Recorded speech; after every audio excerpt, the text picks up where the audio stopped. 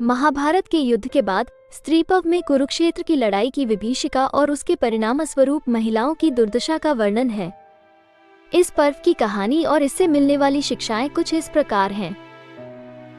कुरुक्षेत्र के महायुद्ध में पांडवों ने कौरवों को पराजित कर दिया था। युद्ध समाप्त होने के बाद धृतराष्ट्र, गांधारी और कौरवों की अन्य महिलाओं ने अपने प्रियजनों के खोने का दुख सहा। युद्ध के मैदान में चारों ओर मृत योद्धाओं के शरीर बिखरे हुए थे। गांधारी, जो अपनी संतान और पति की मृत्यु से अत्यंत दुखी थी, ने भगवान कृष्ण से प्रश्न किया, हे कृष्ण, यह विनाश क्यों हुआ? कृष्ण ने उत्तर दिया, ये सब अधर्म और अहंकार का परिणाम है। गांधारी ने क्रोध में आकर कृष्ण को श्राप दिया कि उनके वंश का भी विनाश होगा। द्रौपदी ने अपने पुत्रों और भाइयों को खोने का दुख सहा।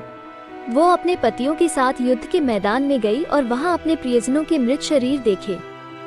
उसने दुख और करुणा में डूबी हुई भगवान कृष्ण से पूछा, हे केशव, यह विनाश क्यों हुआ? कृष्ण ने उत्तर दिया, ये युद्ध धर्म और अधर्म के बीच था। अधर्म का अंत सुनिश्चित था। कुंती ने अपने पुत्र कर्ण की मृत्यु का समाचार सुनकर धैर्य और साहस का परिचय दिया। उसने अपने पुत्रों को समझाया कि युद्ध के बाद भी जीवन चलता रहता है और हमें अपने धर्म और कर्तव्य का पालन करना चाहिए।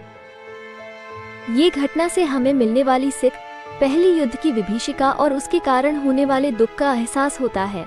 दूसरी, अहंकार और महत्वाकांक्षा का अंत विनाशकारी होता है। तीसरी, कठिन परिस्थितियों में धैर्य और सहनशीलता बनाए रखना चाहिए। चौथी, जीवन में क्षमा और दया का महत्व समझना चाहिए। पांचवी, महिलाएं अपने साहस और शक्ति का परिचय देती हैं। छठी, धर्म और कर्तव्य का पालन करना महत्वपूर्ण है। सातवीं, समय की अनिश्चितता और परिवर्तनशीलता को स्वीकार करना चाहिए। आठवीं, मित्रता और समर्थन का महत्व समझना चाहिए। स्त्रीपव की कहानी हमें सिखाती है कि जीवन में दुख, कठिनाइयां और अनिश्चितताएं आती हैं, लेकिन हमें धैर्य, साहस और धर्म का पालन करते हुए आगे बढ़ना चाहिए।